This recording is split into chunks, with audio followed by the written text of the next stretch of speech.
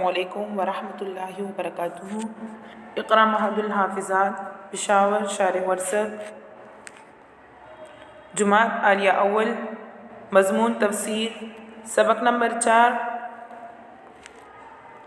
سورہ مومن۔ سورہ مومن کی تیسرے رکوع کی طرف دیکھیں، آیت نمبر 21 رکوع، تیسرا رکوع نمبر 3۔ اولم یسیروا فی الارض فینظروا کیف کان عاقبۃ الذین کانوا من قبلہم۔ ترجمہ دیکھیں، اولم یسیروا فی الارض، کیا وہ نہیں پھرے زمین میں، فینظروا کیف کان عاقبۃ الذین، کہ دیکھے کیسا انجام ہوا ان لوگوں کا، کانوا من قبلہم، جو ان سے پہلے تھے، کانوا ہم اشد منہم قوۃ وآثارا فی الارض، کہ وہ سخت زور میں اور نشانیوں میں جو زمین میں چھوڑ گئے، فأخذہم اللہ بذنوبہم، سو ان کو پکڑا اللہ نے ان کو گناہوں کے بدلے، وما کان لہم من اللہ من واق، پھر نہ ہوا ان کے لیے کوئی بچانے والا، ذالک بأنہم کانت تأتیہم رسلہم بالبینات، یہ اس وجہ سے کہ ان کے پاس آئے تھے رسول واضح نشانیوں کے ساتھ، فکفروا فأخذہم اللہ، پھر وہ منکر ہوئے اور پکڑا ان کو اللہ نے، انہ قوی شدید العقاب، بے شک وہ زوراور اور سخت سزا دینے والا ہے۔ وَلَقَدْ أَرْسَلْنَا مُوسَىٰ بِآيَاتِنَا وَسُلْطَانٍ مُبِينٍ، اور بے شک ہم نے دیا اور تحقیق کے ساتھ ہم نے دیا موسیٰ علیہ السلام کو اپنی نشانیاں اور کلی واضح دلیل، اِلَىٰ فِرْعَوْنَ وَحَامَانَ وَقَارُونَ، فرعون و حامان اور قارون کی طرف، فقالوا ساحر کذاب، پھر وہ کہنے لگے کہ یہ جادوگر ہے جھوٹا، فلما جاءہم بالحق من عندنا، پھر جب آ پہنچا ان کے پاس سچی بات ہمارے پاس سے، قالوا اقتلوا ابناء الذین، تو بولے مار ڈالو ان کے بیٹوں کو، ان لوگوں کے بیٹوں کو، آمنو جو ایمان لائے، معہ موسیٰ علیہ السلام کے ساتھ، واستحیوا نساءہم، اور زندہ رکھو ان کی بیٹیوں کو، ان کی عورتوں کو، وما کید الکافرین الا فی ضلال، اور نہیں ہے تدبیر کافروں کی مگر غلطی میں، وقال فرعون ذرونی اقتل موسیٰ، اور کہا فرعون نے کہ چھوڑ دو مجھے کہ میں موسیٰ علیہ السلام کو مار ڈالوں، وَلْيَدْعُ رَبَّهُ، اور پھر وہ پکارے اپنے رب کو، انی اخاف ان یبدل دینکم، میں ڈرتا ہوں اس بات سے کہ بدل دے تم لوگوں کے دین کو، او ان یظہر فی الارض الفساد، یا پھیلا دے زمین میں فساد، وقال موسیٰ انی عذت بربی، موسیٰ علیہ السلام نے فرمایا کہ میں پناہ مانگتا ہوں اپنے رب کے ساتھ، وربکم، اور تمہارے رب سے، من کل متکبر، ہر غرور والے سے، لا یؤمن بیوم الحساب، کہ جو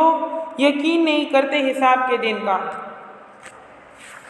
ان آیات کی تفسیر کی طرف دیکھیں، اولم یسیروا فی الارض فینظروا کیف کان عاقبۃ الذین کانوا من قبلہم، یہاں پر یہ بیان فرما رہے ہیں، اللہ تعالیٰ ان کافرین اور مشرکین کے بارے میں فرما رہے ہیں کہ کیا یہ لوگ ملک میں اور زمین میں چل پھر کر انہوں نے نہیں دیکھا کہ جو کافر لوگ ان سے پہلے گزر چکے تھے تو ان کا انجام کیسے ہوا، یعنی ان سے پہلے جو قومیں گزر چکی ہیں، مثلا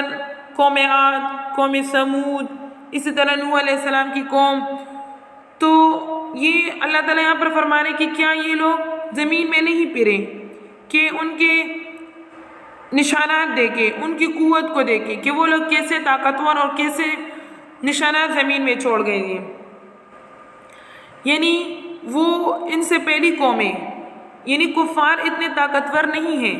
جتنے کہ ان سے پہلی قومیں طاقتور تھی، لیکن انہوں نے بھی اللہ تعالیٰ کے پیغمبر کو جھٹلایا، اللہ کی باتوں کو نہیں مانا، تو اللہ تعالیٰ نے ان کو سخت عذاب میں پکڑ لیا۔ تو یہاں پر یہ فرما رہے ہیں کہ ان سے پہلے جو قومیں گزر چکی ہیں، جیسے کہ عاد اور قوم سمود، وہ جو ہے قوت و آثار فی الارض، وہ قوت میں بہت مضبوط تھے، یعنی قوم عاد کے بارے میں آتا ہے کہ وہ اتنے طاقتور تھے کہ بڑے بڑے پتھروں کو اپنے ہاتھوں سے اٹھایا کرتے تھے اور بڑے بڑے پتھروں کو اپنے ہاتھوں سے توڑ دیا کرتے تھے۔ ان کی طاقت کا اندازہ نہیں لگایا جا سکتا۔ اللہ تعالیٰ نے ان کو بہت زیادہ قوت اور طاقت دی تھی، لیکن ان کے باوجود یہ لوگ اپنے انبیاء کی تکذیب کیا کرتے تھے۔ جب ان کے پاس کوئی نبی آتا، حق کی دعوت دیتا، تبلیغ کی دعوت دیتا، تو وہ اس کا انکار کرتے تھے، تو اللہ تعالیٰ نے ان کو سخت عذاب میں پکڑ لیا۔ تو یہاں پر یہ فرما رہے ہیں کہ بالآخر اللہ تعالیٰ نے ان کے جرموں کی وجہ سے ان کو پکڑ لیا اور اللہ کے عذاب سے ان کو کوئی بچانے والا نہیں تھا۔ یہاں پر اولم یسیروا کا عطف یہ فعل محذوف پر ہے۔ محذوف فعل کیا ہے؟ فعل محذوف یہ ہے کہ کیا یہ لوگ کفر کے برے انجام کے منکر ہیں، اور کیا انہوں نے ملک میں یعنی زمین میں چل پھر کر نہیں دیکھا؟ یہاں پر یہ فرما رہے ہیں فَأَخَذَهُمُ اللَّهُ بِذُنُوبِهِمْ کہ اللہ تعالیٰ نے ان کو جو ہے پکڑ لیا۔ قوتاً وآثاراً فی الارض، قوتاً طاقت کو کہا جاتا ہے۔ میں نے آپ لوگوں سے کہا کہ ان کو اللہ تعالیٰ نے ایسی قوت دی تھی کہ جس کی نظیر اور مثال نہیں ملتی، کہ بڑے بڑے پتھروں کو اپنے ہاتھوں سے تراشتے تھے، بڑے بڑے پتھروں کو اپنے ہاتھوں سے اٹھایا کرتے تھے، پہاڑوں میں خود راستے بنایا کرتے تھے، اپنے ہاتھوں سے اس میں راستے بنایا کرتے تھے، کسی مشین وغیرہ کی ضرورت نہیں ہوا کرتی تھی۔ وآثاراً فی الارض، اور زمین میں انہوں نے قلعے وغیرہ بنا رکھے تھے اور بند شہریں۔ بعض اہل علم نے لکھا ہے کہ آثاراً کا تعلق اشد سے نہیں ہے، آثاراً کا تعلق یہاں پر اشد سے نہیں ہے، بلکہ یہاں پر ایک لفظ محذوف ہے۔ اصل کلام یوں تھا کہ اشد منہ قوتاً واکثر آثاراً، یہاں پر اکثر یہ لفظ محذوف ہے۔ آگے فرماتے ہیں فَأَخَذَهُمُ اللَّهُ بِذُنُوبِهِمْ یعنی اللہ نے ان کو پکڑا، ان کو تباہ و ہلاک کر دیا۔ تو ان میں سے تو بعض کو طوفان کے ذریعے سے ہلاک کیا گیا کہ کسی پر طوفان کا عذاب آیا، بعض کو چیخ کے ذریعے سے، یعنی قوم سمود کے بارے میں آتا ہے کہ حضرت جبرائیل علیہ السلام نے ایک چیخ لگائی کہ جس کی وجہ سے سب کے سب ایک دم سے گرے پڑے رہ گئے۔ اسی طرح قوم عاد کے بارے میں آتا ہے، قوم سمود کو تو اللہ تعالیٰ نے حضرت جبرائیل علیہ السلام کے ایک حکم دیا تو انہوں نے ایک پر سے اٹھائے تو ان کے سب اجسام یہ اوپر اللہ تعالیٰ کی طرف انہوں نے اٹھا لیا اور پھر آسمان سے الٹا ان کو پھینک دیا۔ اور اسی طرح قوم عاد کے بارے میں آتے کہ وہ ایک چیخ کے ذریعے سے ہلاک کر دیے گئے تھے اور کسی کو کسی دوسرے طریقے سے ہلاک کیا گیا۔ تو یہاں پر ان کی عذاب کے بارے میں کہا جا رہا ہے کہ انہوں نے اپنے پیغمبروں کی نافرمانی کو ان کو جھٹلایا تو اللہ تعالیٰ نے ان کو اپنے گناہوں کے سبب سے پکڑ لیا اور ان پر وَمَا كَانَ لَهُم مِّنَ اللَّهِ مِن وَاقٍ۔ تو یہاں پر یہ فرما رہے ہیں کہ اللہ کے عذاب سے کوئی بچانے والا نہیں تھا ان کے پاس، کہ یہ لوگ ان کے پاس جاتے اور ان سے بچاؤ کی التجا کرتے۔ آگے فرماتے ہیں ذَلِكَ بِأَنَّهُمْ كَانَتْ تَأْتِيهِمْ رُسُلُهُمْ بِالْبَيِّنَاتِ فَكَفَرُوا فَأَخَذَهُمُ اللَّهُ إِنَّهُ قَوِيٌّ شَدِيدُ الْعِقَابِ۔ یعنی اللہ نے ان کو پکڑا، تو یہ پکڑ کس وجہ سے ہوئی؟ یہ پکڑ اس وجہ سے ہوئی کہ ان کے پاس ان کے پیغمبر واضح دلیلیں لے کر آتے رہے، انہوں نے جو ہے ان کے ماننے سے انکار کر دیا اور آخر میں اللہ نے ان کو پکڑا۔ بے شک وہ بڑی قوت والا ہے اور سخت سزا دینے والا ہے۔ آگے فرماتے ہیں وَلَقَدْ أَرْسَلْنَا مُوسَىٰ بِآيَاتِنَا وَسُلْطَانٍ مُّبِينٍ۔ موسیٰ علیہ السلام کے بارے میں آپ لوگوں نے پڑھا ہوگا کہ موسیٰ علیہ السلام کو اللہ تعالیٰ نے فرعون کے گھر میں پرورش عطا کی اور موسیٰ علیہ السلام انہوں نے فرعون کے گھر میں پرورش پائی اور پھر اس کے بعد اللہ تعالیٰ نے موسیٰ علیہ السلام کو نبوت عطا کی۔ یہاں پر فرمانے وَلَقَدْ أَرْسَلْنَا مُوسَىٰ بِآيَاتِنَا وَسُلْطَانٍ مُّبِينٍ یعنی اللہ تعالیٰ نے ان کو نشانیاں دی، وَسُلْطَانٍ مُّبِينٍ اور کلی دلیلیں دی۔ تو آیات نا، یہاں پر آیات سے کیا مراد ہیں؟ تو فرما رہے ہیں کہ آیات سے مراد یہاں پر معجزات ہیں اور وَسُلْطَانٍ مُّبِينٍ سے مراد کلی دلیلیں ہیں۔ کلی دلیلیں اور معجزات وغیرہ مراد ہے، جیسے ید بیضاء اور عصا کا معجزہ، یہ سب اس سے مراد ہیں۔ یا دوسرا مطلب یہ کہ سلطان مبین یہ معجزات کے علاوہ دوسری قسم کے دلائل کو بھی فرمایا۔ دوسرا معنی اس کا یہ ہے کہ آیات سے مراد تعلیمات اور احکام ہیں۔ آیات سے مراد تعلیمات اور احکام، اور سلطان مبین سے معجزات مراد لیے ہیں۔ یا سلطان مبین اس قوت قدسیہ یعنی اللہ تعالیٰ کی قوت اور مخصوص تائید ربانی کا نام ہے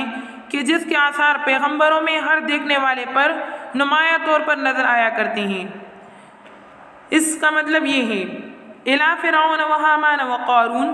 کہ اللہ تعالیٰ نے موسیٰ علیہ السلام کو فرعون اور حامان اور قارون کی طرف بھیجا۔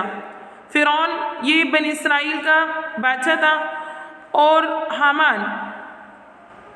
حامان یہ فرعون کا وزیر تھا، اور قارون یہ بنی اسرائیل میں سب سے بڑا مالدار اور تاجر تھا۔ لیکن ان سب نے اپنے انبیاء کی تکذیب کی۔ قارون بہت مالدار تھا لیکن اللہ کی راہ میں خرچ نہیں کیا کرتا تھا۔ اس کے بارے میں آتا ہے کہ یہ اپنے مال سمیت زمین میں اس کو دنسا دیا گیا، اور یہ سب موسیٰ علیہ السلام کے خلاف فرعون کی مرضی کے مطابق چلا کرتے تھے۔ فقالوا ساحر کذاب، یعنی یہ لوگ کہنے لگے کہ یہ تو جادوگر ہے، معجزات دکھلانے میں اور جھوٹا ہے رسالت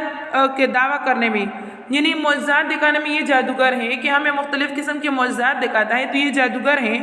اور اسی طرح رسالت کا دعویٰ کرتا ہے تو یہ جھوٹا ہے۔ اور آگے فرماتی ہے فَلَمَّا جَاءَهُم بِالْحَقِّ مِنْ عِنْدِنَا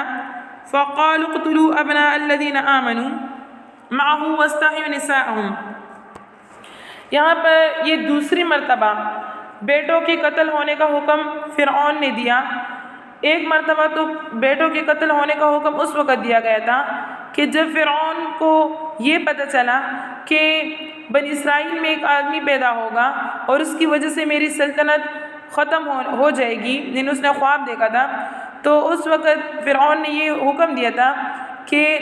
لڑکوں کو مار دیا جائے، یعنی ان کو ذبح کر دیا جائے اور لڑکیوں کو زندہ رکھ دیا جائے۔ تو ایسے انہوں نے جب فرعون نے یہ حکم جاری کیا تو فرعون نے جب یہ حکم جاری کیا تو بنی اسرائیل نے ان سے کہا کہ اگر آپ ایسا کریں گے تو اس طرح تو ہماری پوری کی پوری نسل ختم ہو جائے گی۔ تو فرعون نے پھر یہ حکم دیا کہ ایسا کرے کہ ایک سال جو ہے وہ بچوں کو قتل کیا جائے،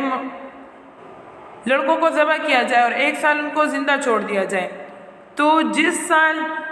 لڑکوں کو زندہ چھوڑا گیا تو اس سال حضرت ہارون علیہ السلام پیدا ہوئے، اور جس سال حضرت لڑکوں کو ذبح کرنے کا سال تھا تو اس سال حضرت موسیٰ علیہ السلام پیدا ہوئے۔ جب موسیٰ علیہ السلام پیدا ہوئے تو ان کی ماں کو بہت فکر پڑی کہ اب کیا ہوگا، تو ان کی ماں نے حضرت موسیٰ علیہ السلام کو صندوق میں ڈال کر دریا میں بہا دیا۔ اللہ کی قدرت کہ وہ صندوق فرعون ہی کے گھر میں پہنچا، اور فرعون کی بیوی جو کہ مسلمان تھی حضرت آسیہ علیہ السلام، تو اللہ تعالیٰ نے ان کے دل میں ڈال دیا، انہوں نے حضرت موسیٰ علیہ السلام کو اٹھا لیا، اپنے سینے سے لگایا، اور اس کی پرورش حضرت موسیٰ علیہ السلام کی پرورش فرعون ہی کے گھر میں ہوئی۔ تو بتانا یہ ہے کہ ایک مرتبہ حکم تو اس وقت ہوا تھا جب موسیٰ علیہ السلام پیدا نہیں ہوئے تھے، اور دوسری مرتبہ قتل کا حکم،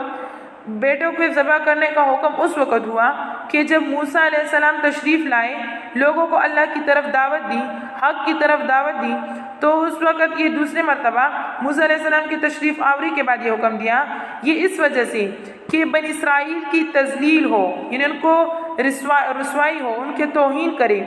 ان کی تعداد کو کم کرے، اور ان کے دلوں میں یہ خیال بٹھا دے کہ یہ سب مصیبت ان پر موسیٰ علیہ السلام کی وجہ سے آئی ہے۔ تو یہ خیال کر کے بنی اسرائیل موسیٰ علیہ السلام کا ساتھ چھوڑ دیں گے، اور یہ فرعون اپنی اس پالیسی میں کامیاب ہو جائے گا۔ لیکن پھر آگے پتہ نہیں چلتا کہ فرعون نے اس پر عمل کیا ہوگا یا نہیں، لیکن فرعون نے یہ حکم دیا۔ آگے فرماتے ہیں وَمَا كَيْدُ الْكَافِرِينَ إِلَّا فِي ضَلَالٍ، یعنی ایسی تدبیریں جو یہ فرعون کرتا ہے، اس سے کیا ہوتا ہے؟ اللہ تعالیٰ اپنے مخلص بندوں کی مدد فرما کر منکرین کے سب منصوبے یہ غلط کر دیتا ہے۔ وَقَالَ فِرْعَوْنُ ذَرُونِي أَقْتُلْ مُوسَىٰ وَلْيَدْعُ رَبَّهُ، فرعون نے جب دیکھا کہ حضرت موسیٰ علیہ السلام نے ان کے سامنے دلائل پیش کیے، یعنی معجزات اس کے سامنے پیش کیے، تو اس وقت فرعون نے غصے سے کہا کہ مجھے چھوڑ دو۔ یہ فرعون نے کہا کہ مجھے چھوڑ دو، تو شاید کہ اس کے سلطنت کے جو لوگ تھے، اس کے نوکر وغیرہ، انہوں نے حضرت موسیٰ علیہ السلام کے قتل کرنے کا اس کو مشورہ نہیں دیتے ہو، یعنی حضرت موسیٰ علیہ السلام کے قتل کرنے سے ان کو منع کرتے ہو، تو اس لیے فرعون نے کہا کہ مجھے چھوڑ دو، کیونکہ اس کے سلطنت کے جو لوگ تھے تو وہ معجزہ دیکھ کر ڈر گئے تھے کہ کہیں اس کا رب بدلہ نہ لے لے، اور فرعون خود بھی دل میں ڈرا ہوا تھا، لیکن لوگوں پر اپنی قوت کا اظہار کرنے کے لیے انتہا درجے کی بے حیائی سے ایسے کہہ رہا تھا تاکہ لوگ سمجھیں کہ اس کو قتل کرنے سے کوئی چیز مانی نہیں اور اس کے ارادہ کو کوئی طاقت ہی نہیں روک سکتی۔ اب یہاں پر فرما رہے ہیں انی اخاف ان یبدل دینکم او ان یظہر فی الارض فسادا، یعنی اسے اگر زندہ چھوڑ دیا گیا، یعنی اگر موسیٰ علیہ السلام کو زندہ چھوڑ دیا گیا تو دینی اور دنیاوی دونوں طرح کے نقصان کا خطرہ ہے۔ ممکن ہے کہ وہ اپنے وعظ و تلقین سے تمہاری مذہبی طور طریقے کو جو پہلے سے چلا آ رہا ہے تم لوگوں کو بگاڑ دے، یعنی موسیٰ علیہ السلام تمہارے طور طریقے کو اور مذہبی طریقے کو بگاڑ دے اور اپنی سازش کا جال پھیلا کر ملک میں بد امنی پھیلا دے، جس کا انجام یہ ہو کہ تمہاری یعنی قبطیوں کی حکومت جو ہے وہ ختم ہو جائے اور ملک وہ بنی اسرائیل کے قبضے میں چلا جائے۔ وقال موسیٰ انی عذت بربی وربکم من کل متکبر لا یؤمن بیوم الحساب۔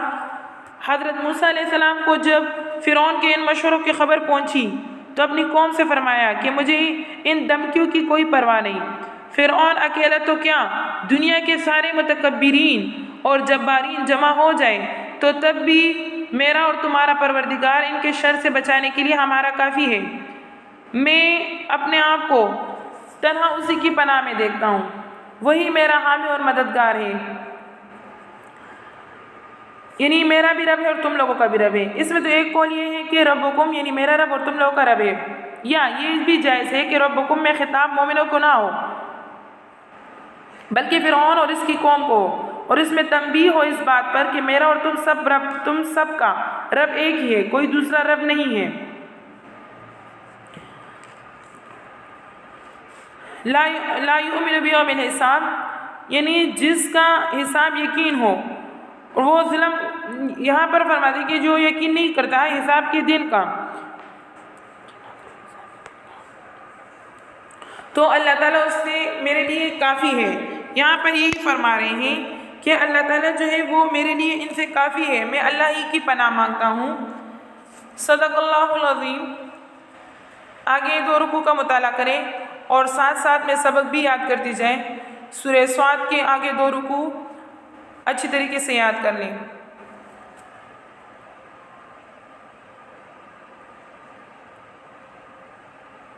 وآخر دعوانا الحمد للہ رب العالمین۔ السلام علیکم ورحمۃ اللہ وبرکاتہ۔